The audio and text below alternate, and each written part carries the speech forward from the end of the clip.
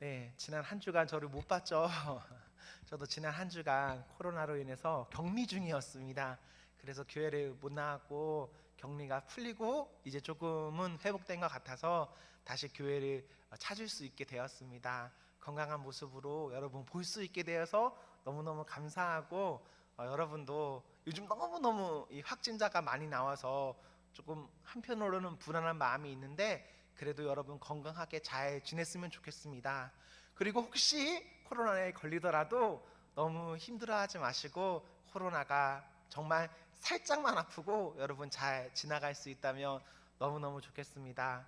오늘도 격리 중인 친구가 있어서 못 나온 분들이 있어요. 우리가 이렇게 건강한 상황에서 나와서 예배 드릴 수도 있고 또 아파서 못 나올 수도 있지만 각자의 자리에서 하나님 예배하는 그런 아름다움이 있기를 소망합니다. 우리 너무너무 잘 나오셨어요. 우리 앞뒤 좌우를 한번 보시겠습니까? 네, 오늘 이렇게 친구들이 왔군요. 몇 주 만에 온 친구도 있고요. 그리고 제가 보기에 처음 보는 친구도 있고요. 뭐 그런 것 같아요. 네, 좋습니다. 우리 이 시간 말씀 드릴 텐데 말씀 한번 잘 들을 수 있기를 소망합니다. 우리 오늘 말씀은 신명기 31장 9에서 13절에 있는 말씀으로 누구에게나 말씀이 들려야 합니다. 누구에게나 말씀이 들려야 합니다 라는 제목으로 하나님의 말씀 증거하겠습니다. 종종 뉴스를 보는데요, 뉴스에 보면 종교 관련 설문조사 내용이 나올 때가 있습니다. 사람들은요, 종교가 필요하냐 필요 없냐라는 질문 가운데 더 많은 퍼센트로는 종교가 필요하다라고 응답합니다. 지금 나는 당장 내가 어떤 종교를 갖고 있지 않더라도 종교는 분명 사람에게 어떤 유익을 주는 면이 있고, 그렇다면 종교는 필요하다라고 생각하는 사람들이 종교가 필요 없다라고 말하는 사람보다 많은 것이죠. 오늘날 많은 사람들은 신은 없다, 신은 죽었다, 이런 곳에 모일 필요 없다라고 말을 하죠. 하지만 그래서 더 이상 종교가 필요 없을 것만 같은데도 사람들은 여전히 종교는 필요하다, 사람들에게 신은 있어야 한다, 그렇게 응답하고 있습니다. 사람들은 종교에 대한 여러 가능성을 열어놓고 있는데요, 우리 이 시대 가운데 왜 사람들이 신은 없다라고 말하면서도 종교에 대해서 어떤 가능성을 열어놓을까요? 그것은 우리에게는 여전히 연약함이 있어서 그렇습니다. 사람은 무엇인가 우리가 잘 배워나가면, 무엇인가 발전하면 잘 될 것만 같았지만 여전히 잘 안 되고 있고, 그리고 과거에 비해서 지금이 더 안 좋아져 있고, 그리고 미래에 더 안 좋을 것이라는 전망이 있기 때문에 사람들은 이것만으로 되지 않는다, 이것이 아닌 전혀 다른 의미로서의 종교가 담당할 일, 신이 담당할 일, 하나님이 담당할 일이 있다라고 생각하는 것입니다. 그런 점에서 저는 오늘날 교회가 분명 어려움이 있죠. 어려움이 있지만 그럼에도 앞날의 교회는 희망이 있다, 할 일이 많다라고 생각합니다. 사람들에게 교회는 필요 없는 곳이 아닙니다. 확실히 필요합니다. 여러분들에게 교회, 어쩌면 여러분들이 지금 이 자리에 앉아 있다 하더라도 교회가 필요 없다라고 생각할 수도 있겠죠. 그런데 여러분, 우리 모두에게는 교회가, 하나님이 필요합니다. 교회는 우리가 하나님 만나면 죽은 사람, 희망이 없는 곳에 희망이 있는 사람을 살게 하는 그런 귀한 역할을 감당할 수 있습니다. 교회는 사람의 영적인 것, 그리고 육적인 것을 책임질 수 있고, 그래서 사람이 잘 살게 할 수 있습니다. 여러분, 오늘 귀한 시간 내서 교회 나오셨는데요, 잘 나오신 겁니다. 지금 이 시간을 통해서, 혹은 앞날의 어떤 시간을 통해서 여러분들은 분명 하나님 때문에, 이러한 신앙생활 때문에 잘 살 수 있습니다. 여러분의 영이 잘 살 수 있고요, 여러분의 육까지도 함께 잘 살 수 있습니다. 교회는 오늘날 사람들이 생각하는 어떠한 것들 채워줄 수 있습니다. 어떠한 도움을 줄 수 있습니다. 그런데 그렇다고 해서 교회가 사람들의 그런 생각을 채워주는 곳, 어떤 기대를 채워주는 곳, 그것이 교회는 아닙니다. 교회의 1차적인 역할은 그런 것이 아닙니다. 교회 착한 일 해야죠. 선한 일 해야죠. 좋은 일 해야 합니다. 하지만 그렇다고 해서 교회가 사람들에게 그것을 해주면 사람들이 진짜 잘 되는가? 그렇지 않습니다. 교회는요, 지난 50년간 사람들이 말하는 어떤 욕구, 좋아 보이는 것 정말 많이 했습니다. 정말 많이 한 결과 어떻습니까? 교회가 세상의 빛과 소금이 되었습니까? 많은 사람이 예수님 믿는 상황이 되었습니까? 많은 사람이 교회를 칭찬하고 있습니까? 안 그러고 있죠. 교회는 한다고 정말 열심히 합니다. 우리나라의 모든 복지기관 포함해서 교회보다 더 많이 이웃 섬기는 곳 있냐? 없습니다. 민간단체를 포함해도 교회보다 더 많이 이웃을 베푸는 곳이 없어요. 하지만 교회의 이미지는, 교회의 역할은 너무나 많이 후퇴해 있습니다. 교회 분명 필요한데 교회가 해야 할 일은 사람들에게 나가서 사람들이 생각하는 것을 주는 것에 있지 않습니다. 그것은 필요하지만 두 번째, 세 번째 해야 할 일입니다. 교회가 진짜 해야 될 건 무엇이냐? 무엇이죠? 교회가 진짜 해야 할 것은 하나님을 예배하는 것, 하나님을 찬양하는 겁니다. 교회만이 할 수 있는 건 무엇이냐? 예배죠. 우리가 지금까지 하려고 노력했던 것, 교회 말고 다른 것도 합니다. 누구나 할 수 있습니다. 조금 어렵지만 해보자 하면 다 할 수 있어요. 하지만 예배 드리는 것은요, 교회만 할 수 있습니다. 어려움 겪는 사람, 죽어가는 사람, 희망이 없는 사람, 그런 사람에게 우리가 어떻게 다가가야 하냐? 우리는 우리의 본질을 더욱더 진하게 추구해야 됩니다. 예배드리는 그런 교회. 그때 우리가 살고, 교회를 보는 사람들이 살고, 이 교회가 서 있는 이 지역이 살게 됩니다. 우리 본질을 놓치지 않고 살면 좋겠습니다. 내가 교회 다니고 예수님 믿는다고 해서 그 파생하는 어떠한 것들을 가지려고 노력하는 것 아니라 예수님 자신을 우리가 가졌으면 좋겠어요.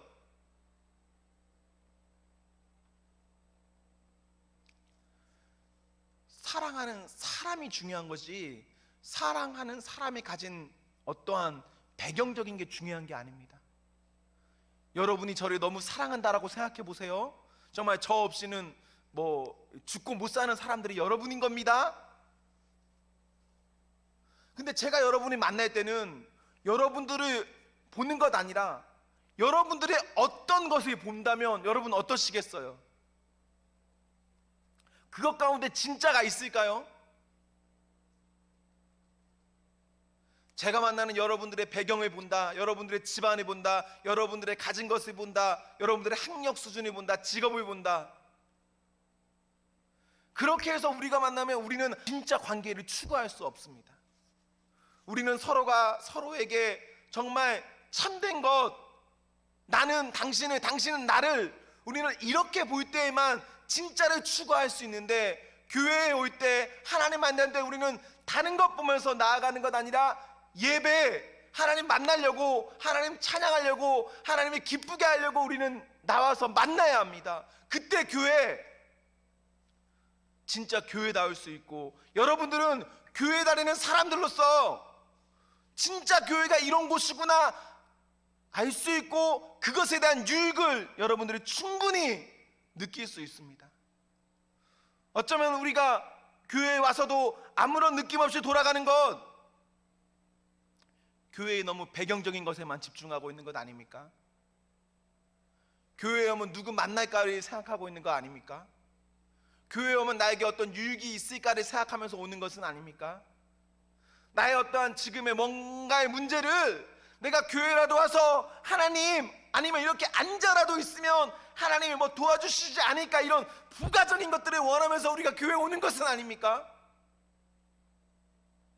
그 자체를 저는 나쁘다고 말하고 싶지는 않은데, 그거보다 먼저는 단순히 하나님 만나려고, 그 뜻이 어떤가를 우리가 보려고 이 자리에 모여야 합니다.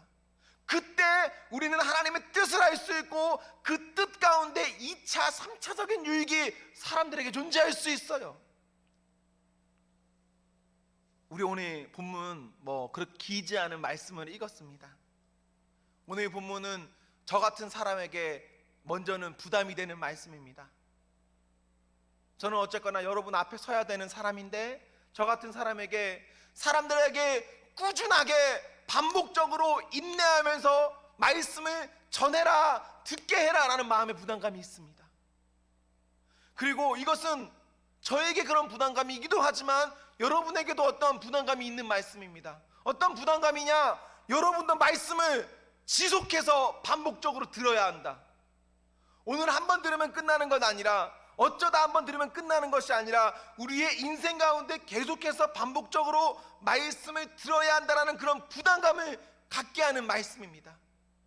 먼저는 내가 그런 말씀의 부담감 가운데 있어야 하고, 내 곁에 있는 사람들에게 그런 말씀이 흐르도록 우리가 부담감 가져야 하고, 지금 현재뿐만 아니라 현재가 아닌 다음 세대들에게도 이 말씀이 계속해서 반복되어질 수 있게 하라는 부담을 우리에게 갖게 하는 말씀입니다.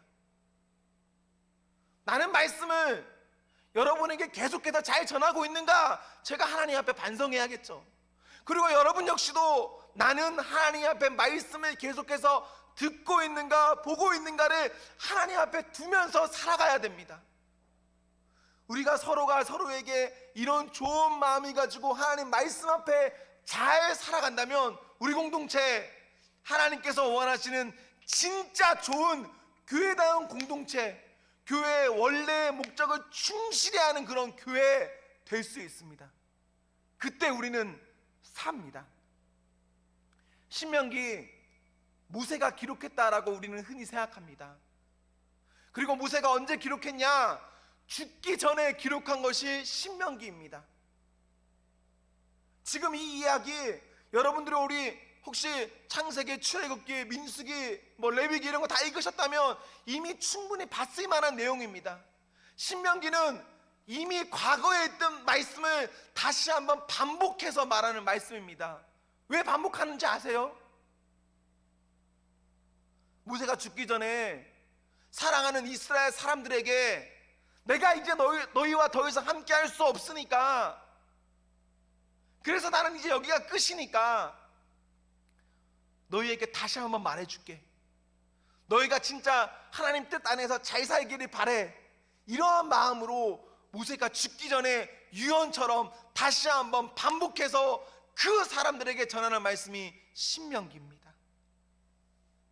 모세는 신명기 3장이나 우리가 오늘 읽은 본문보다 조금 앞인 2절에 보시면 그의 죽음을 하나님께 미리 듣게 되었습니다. 너는 이제 곧 죽는다.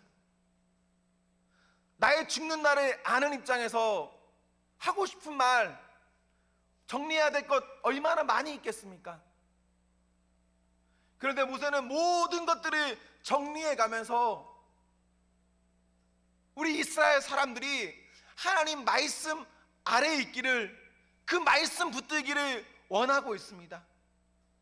그래서 매 7년에 한 번씩 초막절이 지나서 사람들에게 말씀을 반복해서 읽으라라고 말하고 있습니다. 그 말씀을 읽음을 통해서 온 이스라엘이 하나님을 경외하게 되는 것입니다. 경외는 하나님을 보면서 두렵고 떨려하는 마음입니다. 경외는 하나님을 보며 공경하는 마음입니다. 사람이 하나님 말씀을 듣지 않으면, 알지 않으면 하나님의 경외하는 마음을 가질 수가 없습니다. 그래서 모세는 죽기 전에 사람들에게 하나님 경외하는 그 마음을 갖게 하려고 말씀을 반복해서 선포하라, 그리고 너희는 들으라 라고 이야기하고 있습니다. 단순히 이것은 지금 사람들만 해당되는 것 아닙니다. 12절이 지금 사람들에게 말하는 것이라면 13절은 앞으로의 사람들에게도, 너희들뿐만 아니라 너희 땅에 사는 사람들뿐만 아니라 앞으로 생겨날 사람들에게도 그렇게 하라라고 모세는 전하고 있습니다. 그때 이스라엘이 복받습니다. 이스라엘이요, 하나님의 약속의 땅인 가나안 땅에 살고 있다라고 해서 복이 있는 게 아닙니다. 이스라엘이 하나님이 너희들에게 좋은 땅을 줬기 때문에 이스라엘이 복이 있는 것이 아닙니다. 이스라엘의 복은 무엇이냐? 이스라엘에 하나님이 있다는 게 복입니다. 그렇다면 그 복을 어떻게 하면 이스라엘이 지킬 수 있냐? 하나님의 말씀 아래에 있는 겁니다. 하나님의 말씀 아래. 오늘날 우리에게도 여러분들이 몇 년 교회 다녔냐, 여러분은 믿음의 집안이냐, 이런 게 중요한 게 아닙니다.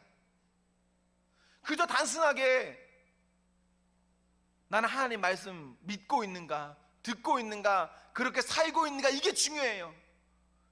그리고 우리가 모든 것 다 없어도 우리에게 적어도 그것만 있다면 우리는 분명 복 받은 사람이고, 복 받은 사람이기 때문에 지금과 앞날에 있어서 성도는 하나님 앞에서 안전합니다. 여러분이 어떤 상황, 어떤 가운데 있어도 여러분에게 말씀이 있으면 여러분 죽지 않습니다. 힘든 날이 많습니다. 외로운 날이 많습니다. 포기하고 싶은 날이 많아요. 그럴 때 여러분 곁에 한 사람 있습니까? 요즘 막 통신수단이 너무 좋아서 연락하기 너무 좋잖아요. 연락하기는 좋지만 한 사람 구하는 게 너무너무 어려운 시대예요. 그래서 우리는 포기하고 죽고 외로워하고 쓸쓸해하고 있지 않습니까? 시대가 갈수록 우리에게 이런 마음은 더 많이, 더 깊이 생겨날 겁니다. 그럼 앞날에 어떻게 할 겁니까? 우리는 성도고 우리는 복받았다고 하는데 왜 우리는 여전히 우울하고 여전히 힘들죠? 우리에게 하나님의 말씀이 없어서 그렇습니다. 우리에게 하나님의 말씀이 있으면 내 곁이 어떻더라도 아무 문제 없습니다. 그 사람은 하나님 때문에, 말씀 때문에 행복하고 충분히 살아갈 힘이 그 사람에게는 있습니다. 여러분, 지속적으로 반복적으로 하나님의 말씀 들으십시오. 읽으십시오. 그 말씀이 이해되냐, 이해되지 않느냐, 이런 식으로 판단하면서 말씀 듣는 것 아니라 그저 반복적으로 한번 들어보세요. 여러분은 읽어보세요. 그럼 그 과정 가운데 하나님 분명 여러분들에게 말씀하시는 그 말씀이 있습니다. 오늘은 그 말씀 못 들을 수 있습니다. 내일도 못 들을 수 있습니다. 모레도 못 들을 수 있어요. 중요한 것은 반복하면 분명 듣는다는 겁니다. 하나님의 음성을 듣고 싶어요. 이런 길에서 제가 어떻게 가야 할까요? 우리 이런 생각하고 이럴 때 어떤 하나님의 응답 듣고 싶어 하지 않습니까? 여러분 응답 듣습니까? 못 듣습니까? 응답 듣고 싶다면 여러분 포기하지 말고 묵묵히 꾸준히 인내하면서 말씀 안에 살아가십시오. 그럼 분명히 하나님 응답하세요. 하나님께서 여러분에게 어떤 마음의 감동으로 응답하시기도 하고 여러분이 그 길로 가게끔, 갈 수밖에 없게끔 그 길을 열어주시기도 합니다. 말씀 앞에 있으면 우리가 그 은혜 같이 누렸으면 좋겠습니다. 저나 여러분들이나 지금 해결해야 될 과제가 다 비슷비슷해요. 미래에 대한 불안감 있죠. 결혼에 대한 부담감 있죠. 그리고 내 곁에서 어떤 만나는 사람들 간에 뭐가 진짜인지 가짜인지 이 구별해야 될 그런 이들 있죠. 우리 다 비슷한 어떤 어려운 가운데 살아가고 있어요. 내 생각, 내 마음처럼 하면 이거 잘 안 됩니다. 자꾸 일이 꼬이고 뭔가 좀 마음이 불편해요. 어떻게 하면 될까요? 말씀 앞에 여러분 계십시오. 이게 무슨 말이냐? 이거 너무 크게 말하는 것 같다. 아무 의미 없는 말 같다라고 느끼실 수도 있지만 그것이 최선의 정답입니다. 그냥 여러분이 하나님 앞에 있는 것, 그 말씀 듣는 것, 그 말씀대로 살려고 부딪혀 보는 것, 이것이 최선이에요. 그리고 그렇게 살면 그렇게 말도 안 되는 별거 아닌 그 말 앞에 여러분 진짜 하나님 만나고 하나님께서 여러분 어떻게 이끌어 가시는지 분명히 여러분 볼 수 있습니다. 사랑하는 성도 여러분, 여러분 하나님 말씀 듣고 있습니까? 하나님 말씀을 생각하고 있습니까? 그 듣고 생각한 말씀을 정리해서 살아가고 계십니까? 우리에게 하나님 말씀 때문에 하나님을 경외하는 마음이 있습니까? 호세아 4장 6절에 보시면요, 내 백성이 지식이 없어서, 하나님을 아는 지식이 없어서 망한다라고 말하고 있어요. 어쩌면 여러분들이 지금 당장 교회 안 다녀도, 하나님 떠나도 여러분 지금 무척 잘 살 수 있습니다. 그런데 하나님이 생각하는 잘 사는 것, 성공하는 것, 그리고 흥하고 망하는 것은 그냥 단순히 사람들이 말하는 어떠한 것들이 아닙니다. 여러분들이 하나님을 아는 지식, 그 말씀이 있으며 여러분은 흥하는 것이고, 여러분들에게 그 말씀이 없으면 여러분들이 망하는 겁니다. 여러분 성공하는 사람 되십시오. 하나님 말씀 때문에 잘 일어서는 사람이 되십시오. 이에 부족한 것, 어떤 힘든 것, 그 말씀 때문에 잘 채워지는 그런 성도로서 우리가 기쁘고 행복하게 오늘을, 내일을, 이번 한 주를 살 수 있다면 너무 좋겠습니다. 우리에게는 말씀이 필요합니다. 우리뿐만 아니라 이 세상은 말씀이 필요합니다. 지금 이 세상뿐만 아니라 이 다음 세상의 어떠한 사람들에게도 말씀은 여전히 필요하고, 그래서 들려야 합니다. 여러분 필요한 말씀 들으십시오. 반복하십시오. 그 안에서 하나님 주시는 분명한 나를 향한 그 뜻하신 바를 깨달아 알아서 살아가십시오. 그런 성도는 하나님과 동행하기 때문에 행복할 수 있습니다. 사랑하는 성도 여러분, 예수님 때문에 행복한, 말씀 때문에 행복한, 그리고 다시 시작할 수 있는 그런 은혜 있기를 소망합니다. 여러분 하나님 때문에 결심하세요. 뭘 결심하실 수 있죠? 결심하세요. 그리고 이왕 결심하시고 부담스럽도록 결심하세요. 부담스럽도록 해야 그나마 그거보다 조금 덜하게 하는 거예요. 누구나 다 할 것 같은 거, 아무것도 아닌 거 그거 가지고 결심했다 이런 소리 하지 마시고 진짜 말씀 앞에 여러분들이 부담스럽도록 던져보십시오. 하나님 어떻게 하시나? 그리고 우리 같이 봅시다. 하나님 우리를 어떻게 이끌어 가시나? 하나님 앞에 부담스러운 헌신과 이끌어 가심을 보는 그 은혜가 우리들에게 있기를 기원합니다. 기도하겠습니다.